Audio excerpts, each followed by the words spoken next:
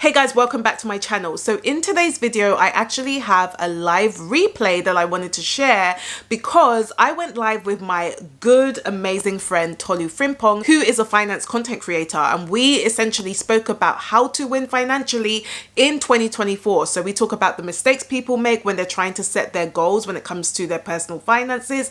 And also we talk about how a vision board can actually help you to reach some of those goals. And Tolu made an amazing announcement because she is actually going to be hosting her very own vision board party for mums this Thursday, the 7th of December. So if you are a mum and you would love to connect with people, network with people, and create your own vision board, and you're going to be in London this Thursday, then make sure you do check out the event. I will leave a link in the description below for you. But whether you're a mum or not, definitely make sure you watch this live because we talk about some good stuff. So without further ado, let's get started. Right, looks like I am live. Hello, everyone. So for those of you who don't know, my name is Veronia and I'm a money coach, and my goal is to help spenders save a lot more money. So in today's live, I am so excited because I'm going to be joined by a fellow friend, and she's also an amazing finance content creator as well, Tolu Frimpong.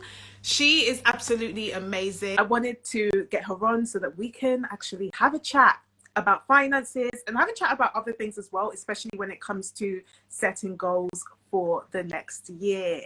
Hey Tolu, can you hear me? Hey Veronica, how are you? Not bad, thank you. I can't believe how long it's been since we went live together. Right, it's been way too long. Yeah, I think it was like 2021 maybe, or 2020. It actually was, yeah, literally 2 years ago now. So wow, I'm glad to see that we're both still in it though, which is great. Exactly, still going strong. So Tolu, do you want to introduce yourself to everyone and then we can get on with the discussion?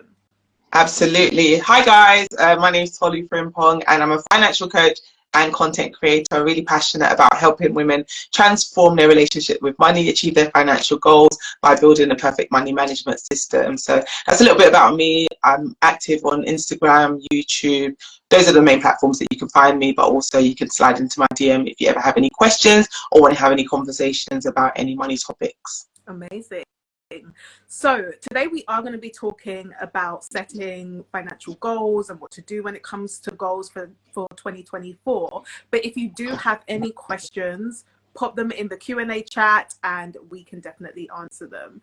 So the first topic I think I wanted us to discuss is some of the mistakes maybe we see people making when it comes to goals. And Tolu, I know that you tend to work a lot with mothers, like you're a mother yourself, and I know that I have mums in my audience. So what are some of the mistakes you think you may see people making when it comes to setting their goals? I'd say the biggest mistake I see, number one, is that they make way too many goals. So it becomes overwhelming. They want to do so many things in such a short space of time that they end up kind of not doing anything. Another thing is not being really specific and clear on the goals in which they want to achieve. So I think having a goal very vague, like, you know, I want to save money. Okay, that's great. But how much do you want to save and by when? And I think when the goal is too vague and not specific enough, it makes it impossible to achieve it because you don't really know what it is you're working towards. I think another thing I'd say is they give up too soon on their goals. So they set the goals, but then they set it and forget it and don't actually revisit the goals or check in on a consistent basis with those goals. So it's like I've set that goal in January and then it's now November and I'm like, oh my gosh, I haven't achieved any of those goals I set myself. Let me rush and try and achieve something. So I think that's another thing that I noticed that happens a lot as well. Yeah, I agree. I think it's especially about the giving up. I don't know if anyone knows my story, but it took me 6 months just to save my first 1K. And that was a struggle. Like I made mistakes. It took me a while, but then had I given up, I wouldn't have been able to save as much as I did after. And I wouldn't have been able to pay off my debt because I then ended up paying off my debt 12 months later. And it was literally only because I was like, no, I can't give up. I have to keep going. So I definitely resonate with that. Are there any mistakes that you think that you've maybe made in the past that you then learned from and was like, oh no, this is something that we need to change now? Oh, absolutely. So as I was speaking in terms of the mistakes people make, those are also mistakes I myself made once upon a time. Don't get it twisted. So I was that person. I was like, yeah, this is the year that I'm going to finally start saving money. But how much am I trying to save? Like I wasn't intentional about it. So it's one thing saying you want to do something, but what steps are you taking to make it reality? And I think that was the missing link for me at that time. So it was like, I want to save money, but I hadn't automated it. I hadn't said how much I was going to save. I didn't actually put the steps in place to make that goal a reality. And I think that's a big mistake that I made back then. Whereas now, it's that principle of pay yourself first is something I like to adopt, because if I don't do it that way, it's just not going to happen. Yeah, definitely, I agree. So I guess linked to that then is, what kind of financial goals should people be thinking about moving into 2024, especially if, for example, someone's a mother and maybe like finances is something that they haven't necessarily focused on. This is something that's new. Are there any goals that people might want to start thinking about? Yeah, definitely. I would say start thinking about how to getting to know your numbers. So creating a budget. I talk about budgets a lot on my platform because I really do believe that a budget can transform your financial situation. Just understanding your numbers, getting clear on exactly how much is coming in and how much is going out on a monthly basis. It's going to put you in good standing when it comes to managing your finances next year, because how can you set financial goals when you don't actually understand what's going on with your money? So I think getting really clear on exactly how much is coming in and going out would be a great first goal to pursue. I think beyond that, if you have high interest consumer debt that's kind of just hanging around, that you're not trying to pay off with urgency, I would say that's something to prioritize as well. So start small and grow from there. So if at the moment you're only making the minimum payments across all of your debt, maybe say, I'm going to set myself the goal of paying off the smallest credit card by the end of 2024. And that would mean basically, maybe if the balance is £600, put in, is it £50 a month towards that goal, so that by the end of the year I've paid it off. So something like that, being really intentional, being clear and specific on that goal will be a great goal to start with next year, because debt is paying for your past sins basically. So you can't really move forward with the financial goals and stuff that you want to do in 2024 and beyond if you're still hanging on to the debt from 2023 and previous years. So I would say prioritize clearing off that debt, because I think one of the misconceptions people have is that they want to save money while they also have that consumer high interest debt hanging over their heads. And it's like you feel a bit comfortable and relaxed, and that bit of safety net that you have. So you think, oh yeah, I've got some money saved, so I'm okay. But it's like, okay, you've got £2,000 saved, but you owe £10,000. So really, you still just owe £8,000, as opposed to thinking that, no, I have savings. No, you don't really, because you have all of that debt hanging over you. Yeah. I had a question actually recently where the person was saying, I don't feel like I can pay off my debt because I need to be able to save money. And in my head, I was thinking, first of all, you need to think about what you're prioritizing. But if you're able to pay off the debt, some people don't realize how quickly you're then able to save money because you've done that. And it's not to say that you shouldn't have any savings at all. Like I started with a starter emergency fund savings cushion. For me, it was like 500 because I didn't have many expenses. But once I had that, I saved that money. I was like, okay, now that I've got that savings cushion, I'm now going to put that towards my debt. And I think people disconnect the two. They're kind of like, oh no, I either need to be saving or paying off debt. But it's like, actually, have you figured out what you need to prioritize? Have you actually understood how much the debt is costing you? And go from there. So I definitely agree. And I think similar to what you were saying in terms of some of the mistakes people make when they're not really specific as well, is even if you're thinking about, okay, like my goal is to pay off debt in 2024. Okay, how much is the debt?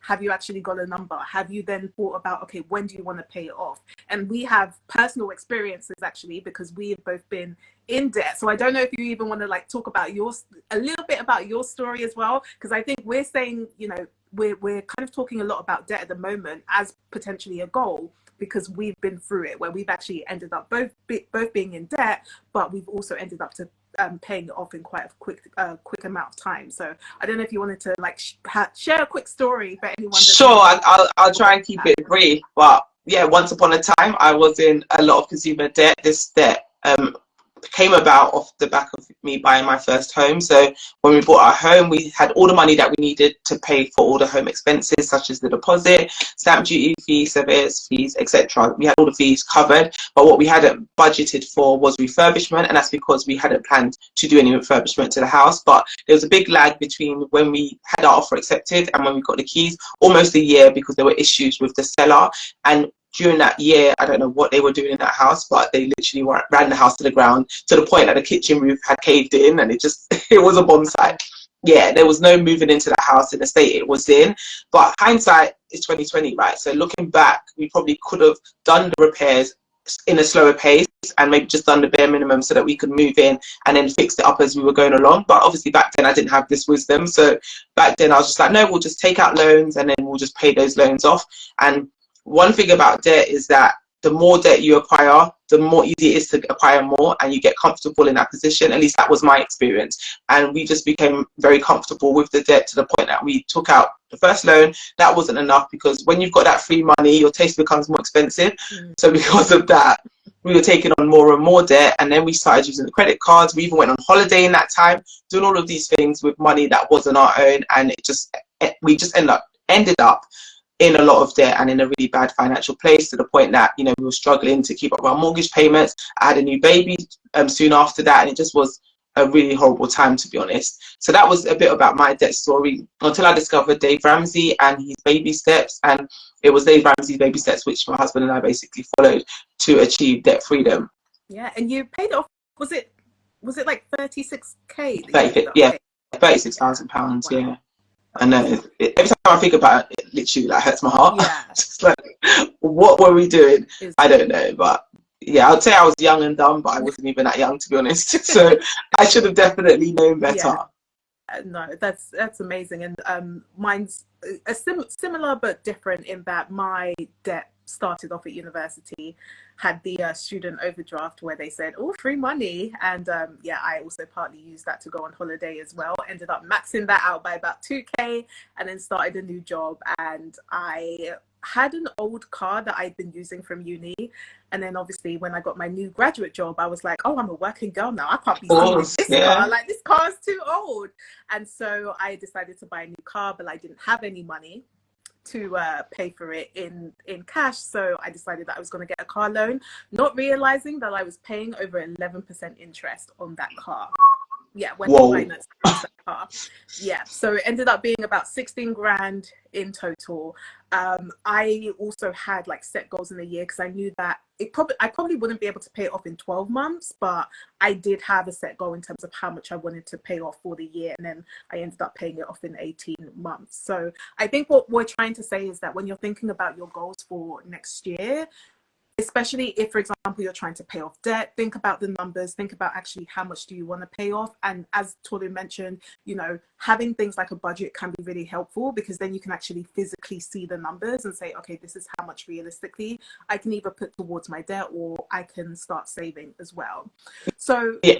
You just made me think of other goals actually that you might want to prioritize in the new year. So sinking funds are a great one that you want to prioritize as well. So if you're not familiar with sinking funds, it's basically where you save money incrementally for a bigger goal. So I like to use sinking funds for annual expenses. So Christmas obviously is coming up in a few weeks. I can't even believe that, to be honest, but Christmas is coming up, and that time of year, what tends to happen with a lot of people is that you just kind of panic buy in the last moment, and then January ends up being a very long month because you hadn't prepared for Christmas. Whereas what you could do is just set up a sinking fund and say, my goal is to pay for Christmas monthly, so that by the end of the year it's not a big financial burden. So let's say, for example, your budget for Christmas is £600. I'm going to put £50 aside every single month towards that Christmas sinking fund, so that when Christmas does come, it doesn't mess up my budget and my finances for the next month. Because the worst thing is to start January kind of on the back foot and playing catch up. Yeah, 100%. I absolutely love sinking funds, and I think what I've always said, especially to some of my clients, I will say that sinking funds can be anything as well. So it could be Christmas. If you tend to, you know, go on holiday a lot, you can create a sinking fund for that. I remember having a client that had a sinking fund for concerts, because going to concerts, and decided to start putting money aside Love for that. things like concerts. So I definitely agree, especially as we head into Christmas. Yeah, for usually January is a bit of a long month.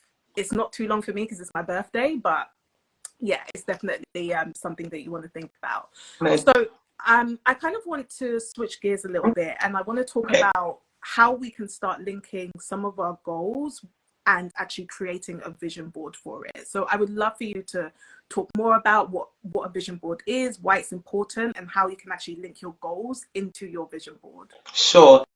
So a vision board essentially is a visual representation of the goals and aspirations that you have for yourself. So it can be anything from, I don't know, wanting to travel, wanting to start a business, wanting to lose weight, wanting to get fit. It can be career goals. It can be family goals, lifestyle goals. Like, it's literally across all the different areas of your life, a visual representation of what you want your 2024 to look like. And I think a vision board is such a powerful tool in that it gives you front of mind that reminder and the picture of what you're working towards. Because I think sometimes life can just come at us fast, and we're kind of, you know, moving from pillar to post and just kind of running with the days and running with the weeks and the months. But having that vision board in your room, for example, on top of your bedside table, you're constantly being reminded of, actually, this is the big picture of what I'm trying to work towards. So it could be visions that you have for your children. You might want them to learn a new skill. You might want to travel with them. Whatever it is, quality time as a family, just having those images that represent those big goals for yourself for 2024 on that vision board, it just gives you clarity of what you're working towards, and it just helps you to make decisions that are in alignment with what you value and what you're pursuing. Yeah, I love that. And I think even if we're talking about finances, a lot of your financial goals will link into some of those Absolutely. life goals as well. Like if you're thinking about, spending more time with your family or your kids in the future, one of the things you might want to think about is, can you get to a point where you have savings and you're starting to invest so that you don't have to maybe work as much, and maybe you could get a part-time job, and that could be part of the vision that you're trying to create, or the vision that you think God is trying to create for you. So I absolutely love that. What are maybe then some examples of things that people can start to put on their vision board? Or if someone's like trying to think about, okay, I want to create a vision board, what are some maybe key areas? And I know you mentioned a few, but are there like specific key areas that you think someone should think about when they're trying to make their vision board? Absolutely. So I would say I like to use Zig Ziglar's Wheel of Life when it comes to vision boarding, and I use that for myself when it comes to goal setting for the year. Because what can tend to happen, particularly as mums or just as individuals in general, is that we become quite one-sided. So like, we give ourselves to one area and neglect all the other areas of our life, and then it's just not balanced in terms of what we're pursuing in the year. So yes, it's important to have, career goals, for example, and financial goals, but what are your goals for your family? What are your goals for your friends? What are your goals for your intellectual development? What are your goals spiritually? Like, these are all different areas that make up who we are. So there's 7 areas in the Wheel of Life. I think I've mentioned 6, and off the top of my head, I can't remember what the 7th one is. But if you just look it up, Zig Ziglar's Wheel of Life, it kind of is a circle wheel, and it kind of has the 7 different areas that it's good for us to prioritize our visions accordingly to. So like, set goals across all those different areas, basically, as opposed to, like I said, just, I don't know, career goals and that's it. I'm just going to be the boss and a big CEO, but I'm going to neglect my family commitments, or I'm going to neglect my health. And that was the other one, actually, was physical goals. Yeah. So what are your physical goals as well? And that is very important. Health is wealth, after all. We can't pursue all those financial goals and all the rest of it if we're not healthy. So yeah, I think that's a really powerful tool to use to just kind of make sure when we're creating that vision board that it is well-rounded and balanced, and it's not just one area that we're just solely focused on. Like, yes, for example, as mothers, our kids tend to be our main priority, right? And everything is focused on them.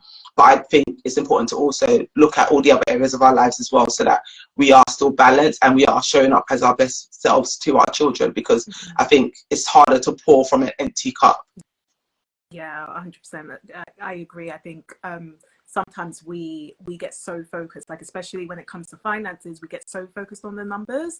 But I think a lot of the times we forget about what those numbers actually mean and what they're meant to do for us. So yes, for example, you may have a goal to pay off debt, but is there a life part as to why you're trying to pay off debt?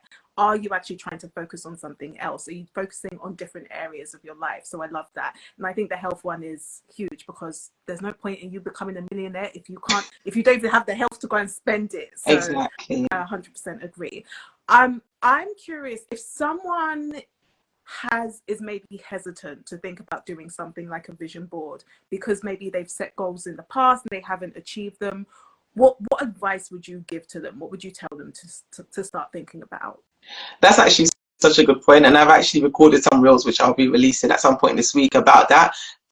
When your vision board doesn't work, because I think a lot of people get discouraged and disheartened when their vision board doesn't work. But I think the reality is, if you just set it and forget it and don't go back to those goals, it's going to be very hard for you to achieve it. So I think it's important to, when you set those goals, set goals that are actually achievable for you and realistic, and don't be, like I said earlier, in terms of being vague about those goals that you're trying to pursue. So I think that's really important. And I feel like I've lost my line of thought.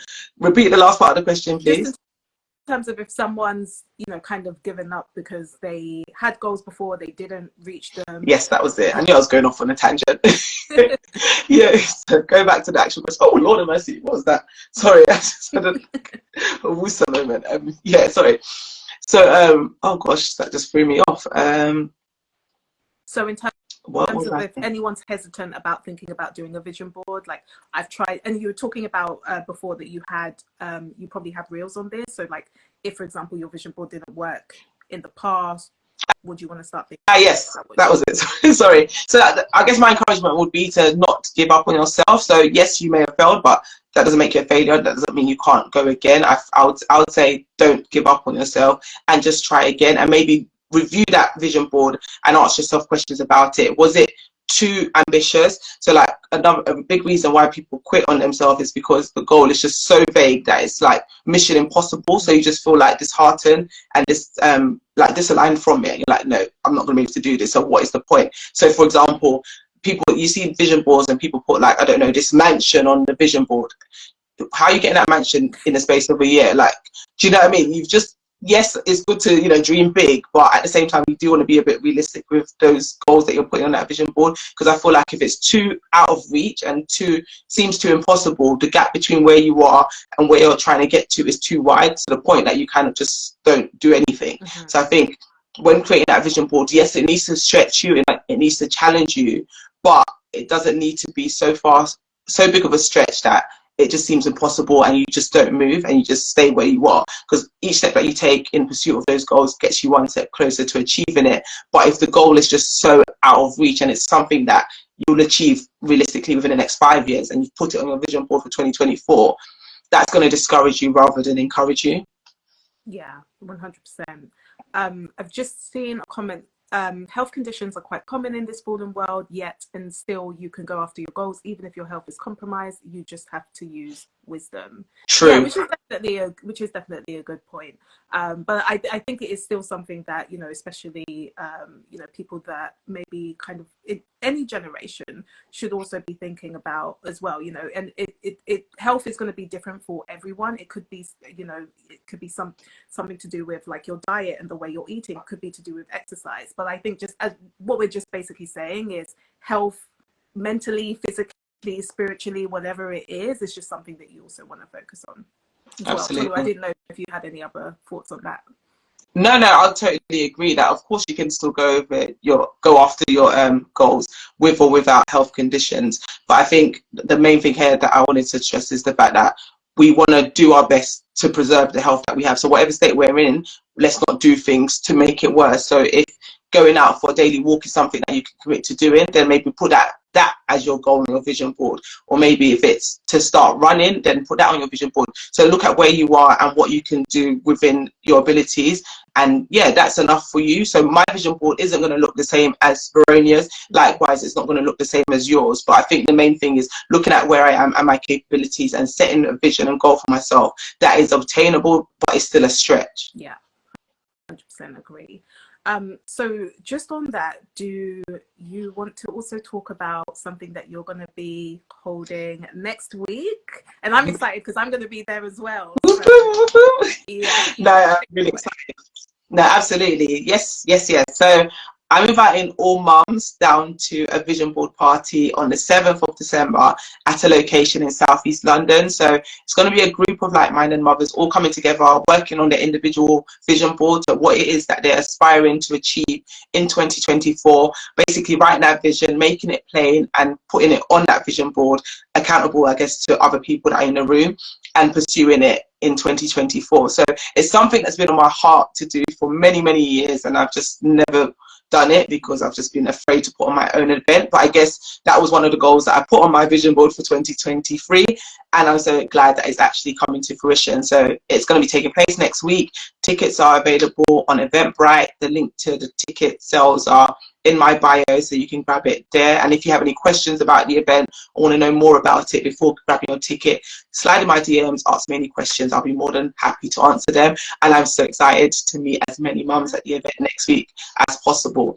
Oh, and just to say, actually, because I know that this question came up last time when I did a live about it, why is it only mothers and excluding other women? And I think for me, I went back and forth between whether to do it exclusively for mums or just to do it for women. But I think for me, at the life stage I'm at now, I'm a mother of 4, and I recognise from lots of my mummy friends that we don't make that time for ourselves often, and I don't want 2024 to just run away with us without us taking that time to sit down and actually plan and be intentional about what we want to give our time to in the new year, because oftentimes our goals, our dreams, aspirations and our plans kind of take a back seat, and we just are in autopilot, being mum and being the caregiver, but not actually sitting down and really getting intentional and planning for our family and planning for our future. So I just thought it would be a great opportunity to get a group of like-minded mums together to have that conversation and to sit down and actually work on our vision boards. Because yes, it's something obviously you could do at home independently, but are you going to find that time to do it? This kind of forces you to do that because you're in that environment, everyone's sitting out and doing it, and also you can bounce ideas and stuff off each other as well. So yeah, I've talked enough. It's going to be a great event. Hopefully I'll see many of you there. No, I'm so excited, and I'm not specifically a mum yet, by God's grace, in the future. Soon come, God willing. Yes. Not too soon. But yeah, but I'll be here to also help out as well. So I'm really excited. We do have a question. What would you suggest is a way to save for children who are teenagers?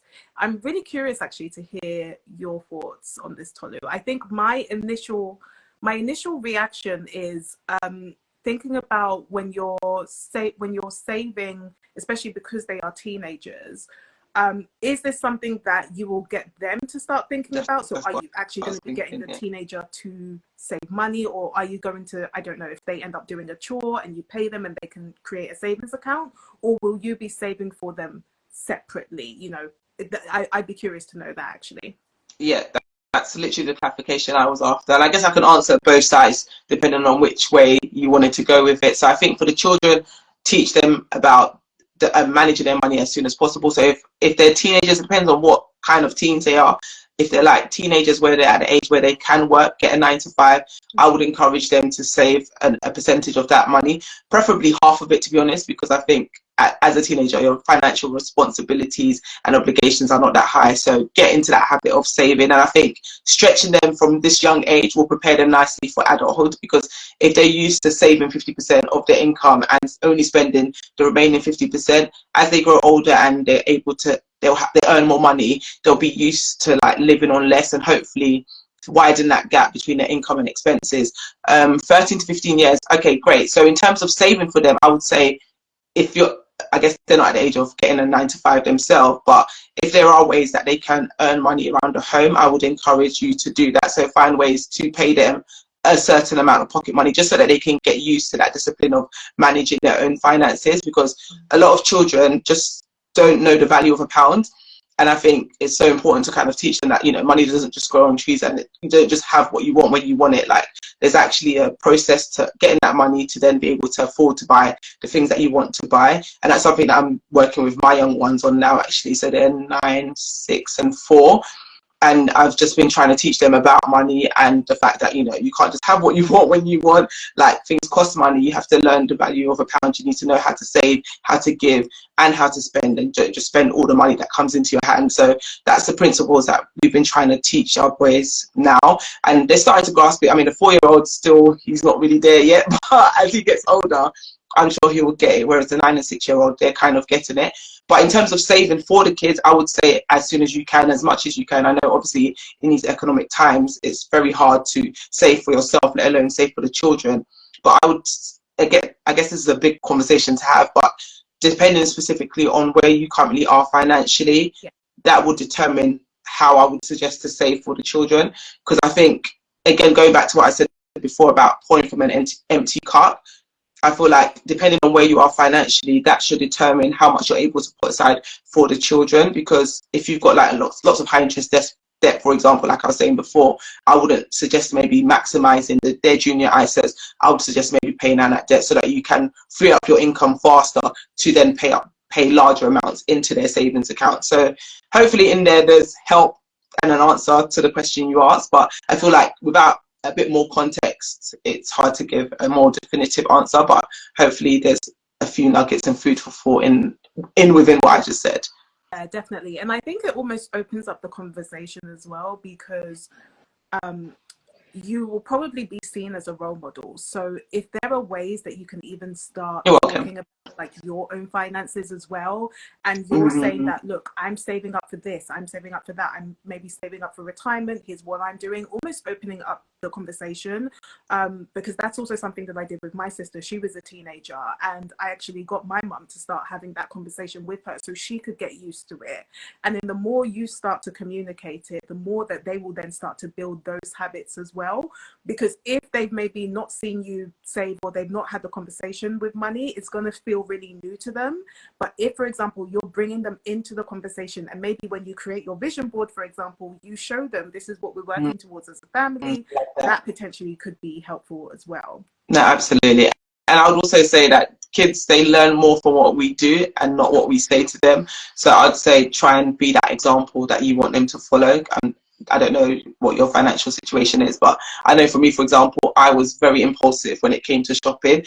Thankfully, my kids were a lot younger at that time, so I've definitely come a long way. I mean, I've still got a long way to go, don't get it twisted, but I'm definitely getting better at not being so impulsive. And because of that, I'm able to kind of show them that as well, that, you know, just because you feel like buying this doesn't mean you have to buy it right now. Actually, there's something bigger that we're kind of working towards, and bringing them into those conversations as well, actually, in terms of where we're going as a family, what we're trying to pursue, what the bigger picture is, kind of helps to give them a bit more context as well, and makes them a bit more reasonable with their demands. Yeah, definitely. No, I love that.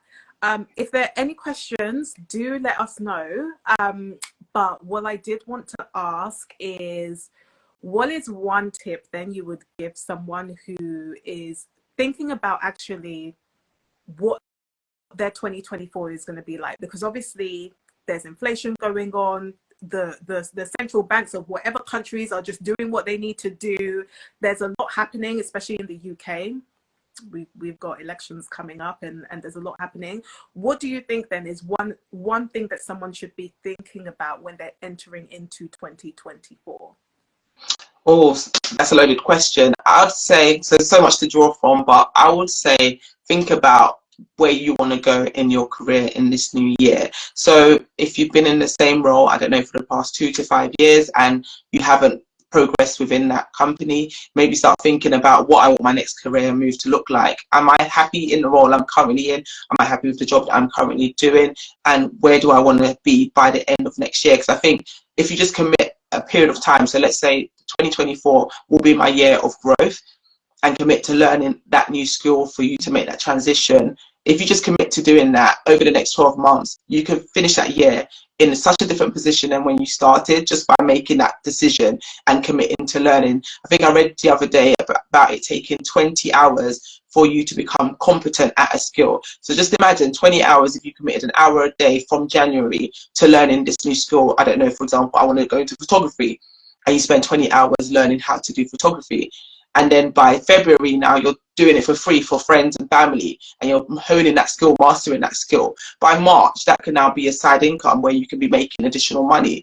By May, you could be making enough doing that on the side that you can now transition from that day job that you were doing to now doing photography full time. And that's just one area that just came to mind. But there's so many different areas that you might want to pursue. But I feel like if you're looking at your position right now and you're thinking, I cannot do another year like this, what are you going to do about it? So it's really time to have those conversations and think, okay, what can I do differently so that I can have a different result in 2024?